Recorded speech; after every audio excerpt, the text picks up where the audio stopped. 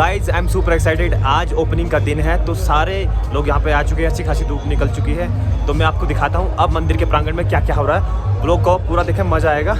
और door opening ceremony में आप खुश हो जाएंगे। ये सब कुछ देख के लोगों में इतना उत्साह हो रखा है।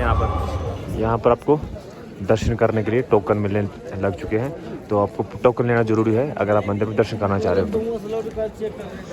इस टाइप का आपको दर्शन का जो है ना टोकन मिलेगा।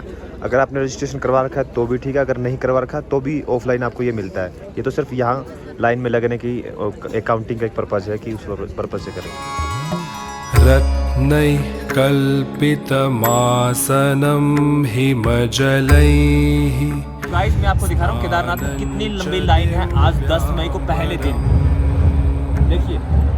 नानारत्नविभूषितं मृगमदा मोदाङ्कितं चन्दनम्।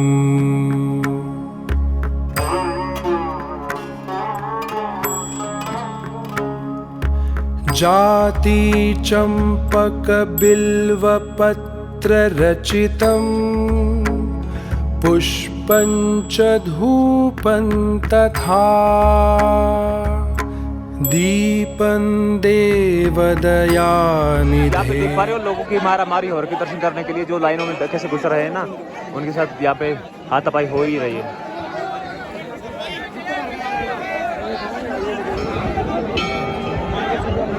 इसी के बाद आप दर्शन कर सकते हो। यहाँ पे आदि शंकराचार्य का स्टेचू है।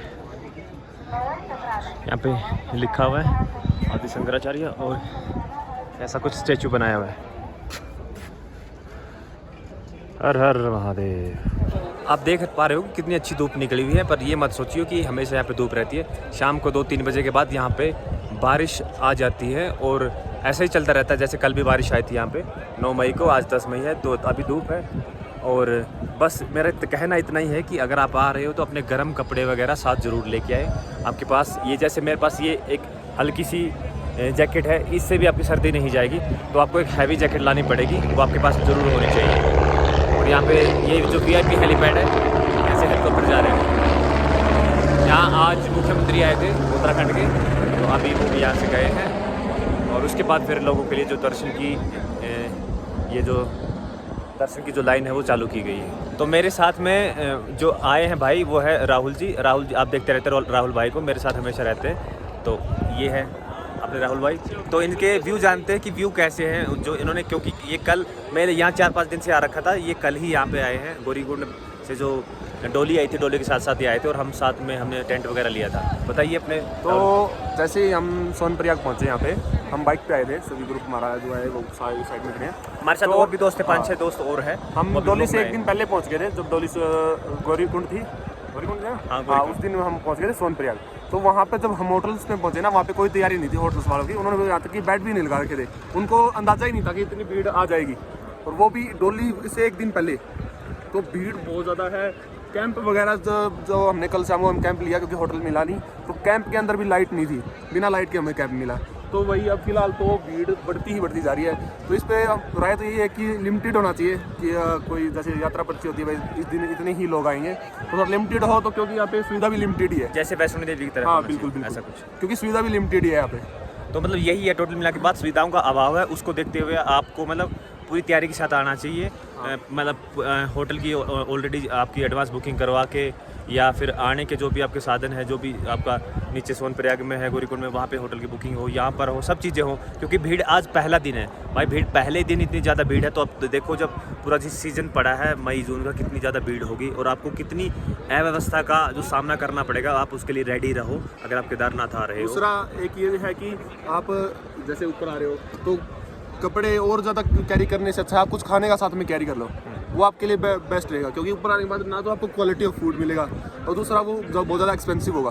ठीक है, तो आप नीचे से अगर वो कैरी कर लेते हो, कुछ भी ब्रेड, पीनट बटर हो गया, कुछ फ्रूट हो गया, जो अच्छा आपको जो एनर्जी दे, तो वो ज़्यादा सही रहेगा। आपको ज़्यादा कपड़े कैरी करने से मैं ये मानता हूँ कि क्योंकि आप भारी जैकेट, एक जैकेट ले लो काम चल जाता है। ठीक है, तो 2-3 ले लेते हैं, ये ले लेते हैं, पूरा बैग हो जाता है, फिर पुराने में चलने में दिक्कत होती है। हाँ। तो आप मतलब एक ड्रेस गौरीकुंड से पहन के आए, गौरीकुंड या सोनप्रयाग से एक ड्रेस सेम डे पहन के आए।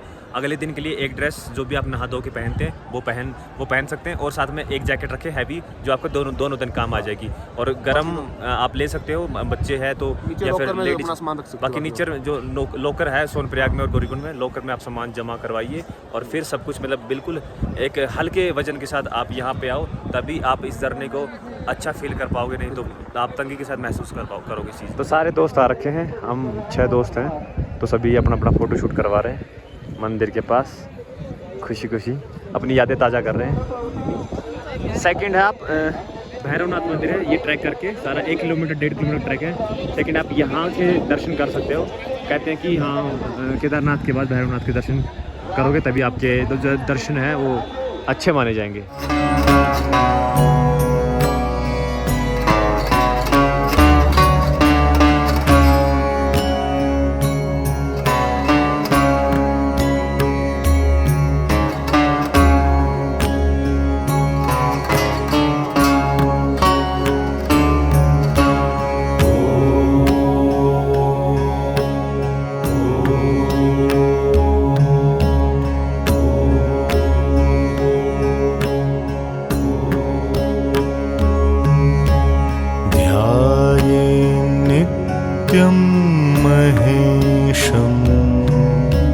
तो गाइस हमारे दर्शन अच्छे से हो चुके हैं और अब नीचे की तरफ हम बढ़ रहे हैं। पहले शॉट इतने अच्छे आए नहीं थे क्योंकि भीड़ बहुत ज़्यादा थी, तो आपने सिर्फ ड्रोन शॉट से ही संतुष्टि जताई होगी।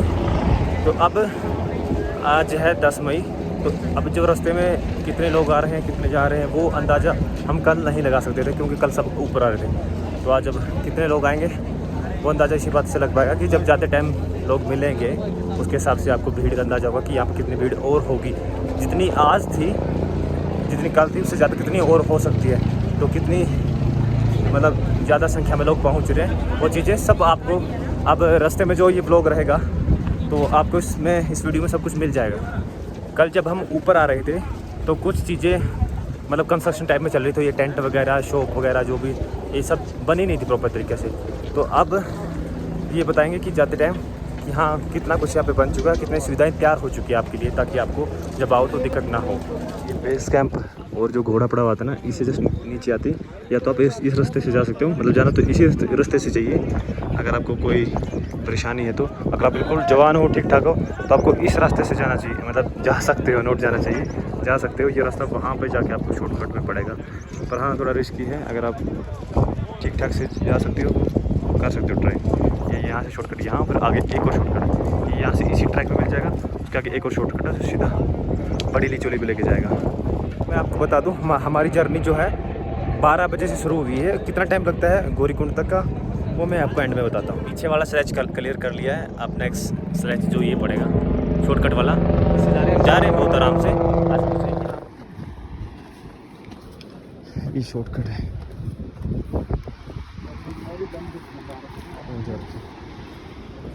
घोड़ा पड़ाव से इस रूट से होके यहाँ कुछ इस शॉर्टकट से आए। ये शॉर्टकट आता है सीधा लिचोली के आसपास ये निकालता है, पर मैं आपको रिकमेंडेशन नहीं देता कि आप इस रूट से आओ, क्योंकि ये ठीक है जो लड़के वो कर सकते हैं फैमिली के साथ और बच्चों के साथ, इससे आना एक अच्छा डिसीजन नहीं होगा।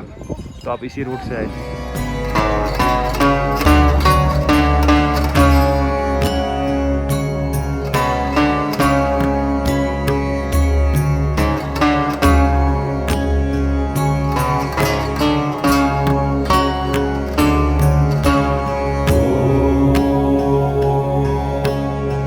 हो चुका है, हमने बड़ी लिचोली क्रॉस कर ली है और इस पॉइंट पे पहुंचे, क्योंकि हम शॉर्टकट से आए थे तो इसलिए थोड़ा जल्दी हो गया। ये है नॉर्मल वाला रास्ता और लोग अभी भी देखो शॉर्टकट ले रहे हैं, पर मैं नहीं ले रहा क्योंकि बारिश आ चुकी है यहाँ पे, तो गिला गिला हो रहा है। अगर वहाँ भी उसी हालत में हम चलेंगे तो फिसल सकते हैं, तो वो एक अच्छा ऑप्शन नहीं रहेगा। देख पा रहे हो इतने ही लोग नीचे जाने वाले हैं और इतने ही लोग ऊपर आने वाले हैं, और ये लोगों का फेवरेट फ़ोटो शूट पॉइंट है इस पुल पर आकर। और यहाँ से जो गौरीकुंड की डिस्टेंस रहती है वो लगभग 7 किलोमीटर रह जाती है। तो ऐसा कुछ यहाँ का नज़ारा। बारिश आ चुकी थी और अब बंद हो चुकी है। अभी हमारा यहाँ पर फ़ोटो शूट चल रहा है, इस पॉइंट पे हम थोड़ी देर रुके हैं, तो क्योंकि हम टाइमली पहुँच चुके हैं तो हम सोचे कि अभी यहाँ से 7 किलोमीटर रह जाता है नीचे गौरीकुंड, तो आराम से जाएंगे, 1.5 घंटे में पहुंच जाएंगे, मैक्सिमम 1.5 घंटा। तो इसीलिए आराम से शूट करके फिर निकलते हैं। ये आ चुकी है भीमबली, और भीमबली से जस्ट पहले ये जो पर्यावरण मित्र वाले जो स्टाफ की जिसकी ड्यूटी लगा रखी है इन लोगों की, इन्होंने यहाँ पे एक कूड़ादान बना रखा है। मतलब जो कूड़ादान इकट्ठा होता है इसमें डालती है, यहाँ पर गड्ढा खोद रखा है। तो आप कमेंट करके बताएं कि यहाँ पर ऐसा कुछ करना, पहाड़ों में कूड़ा ये पॉलीथीन वगैरह दबाना क्या सही रहेगा फ्यूचर के लिए? इससे कुछ हानि होगी, क्या होगा? ये क्या इनको ये नीचे लेके जाना चाहिए या फिर यहीं पे ये इसको मिट्टी के अंदर दबाना चाहिए?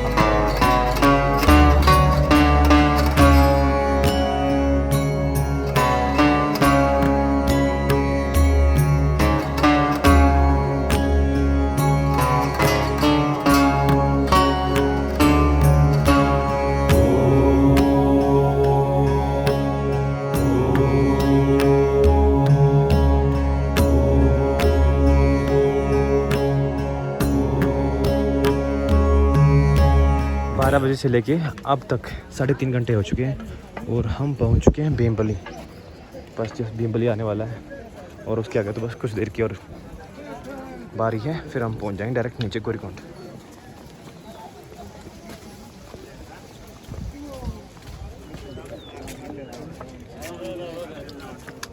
ये लोकेशन है चिरबासा, लगभग यहाँ से 2.5 किलोमीटर के अप्रोक्सीमेट नीचे गौरीकुंड रह जाता है। 4 बज चुके हैं और गौरीकुंड 1.5 किलोमीटर, घोड़ा पड़ाव 1 किलोमीटर रह गया है। फाइनली पहुँच गए भाई गेट पे। अब घोड़ा पड़ाव क्रॉस करके आगे टैक्सी के लिए पहुँचे फिर गौरीकुंड की तंगलियों से निकलते हुए।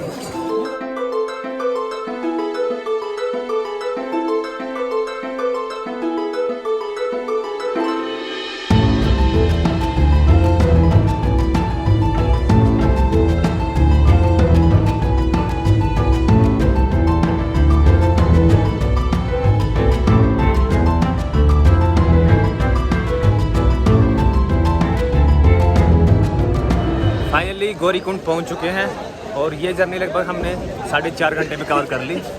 और अभी आप देख सकते हो यहाँ पे भीड़ का नज़ारा, फुल भीड़ है, फुल मतलब बहुत ज़्यादा भीड़ दिख रहा है। अभी हम यहाँ से जाएंगे नीचे थोड़ी सी दूर, यहाँ पे टैक्सी स्टैंड है, वहाँ से टैक्सी पकड़ेंगे और फिर सीधा सीतापुर।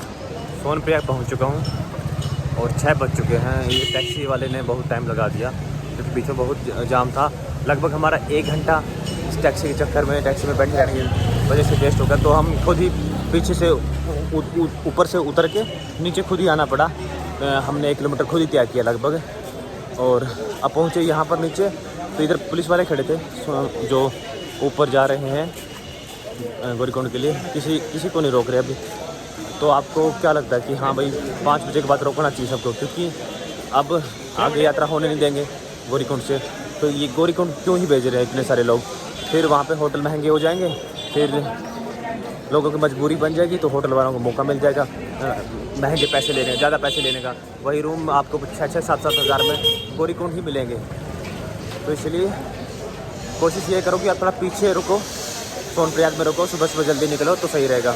वहाँ रुकोगे तो मजबूरी हो जाएगी, ना आगे जा पाओगे ना पीछे आ पाओगे, तो महंगे रूम मिलेंगे आपको। सोनप्रयाग की पार्किंग से जाते जाते आपको कुछ इन्फॉर्मेशन मैं अपना साझा करना चाह रहा हूँ। वैसे सफ़र सही था, कोई दिक्कत नहीं थी वहाँ पे। हाँ, सबसे बड़ी दिक्कत ये आ रही थी, जाते टाइम आपको तंगी का सामना ये करना पड़ेगा कि बहुत लंबी लाइन होगी आपकी टैक्सी के लिए आगे गौरीकुंड जाने के लिए। और उसके बाद फिर आपको यहाँ पे जो होटल की है वो वही व्यवस्था है, सेम बहुत महंगे होटल है।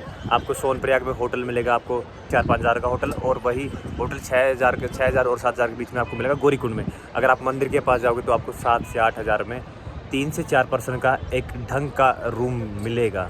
टेंट का वहाँ का रेट है 500 रुपये। अगर आप जो बेस कैंप जहाँ घोड़ा पड़ा हुआ है बेस कैंप, उससे नीचे लोगे या उसके आसपास लोगे तो आपको मिल जाएगा लगभग 500 रुपये 600 रुपये पर सीट। अगर आप मंदिर के पास जो लगे हैं, मतलब प्राइवेट की टेंट की बात कर रहा हूँ मैं, जो मंदिर के पास टेंट लगे हैं वो आपको देंगे 1000 रुपये पर पर्सन में। तो हो सके आप थोड़ा पीछे लो।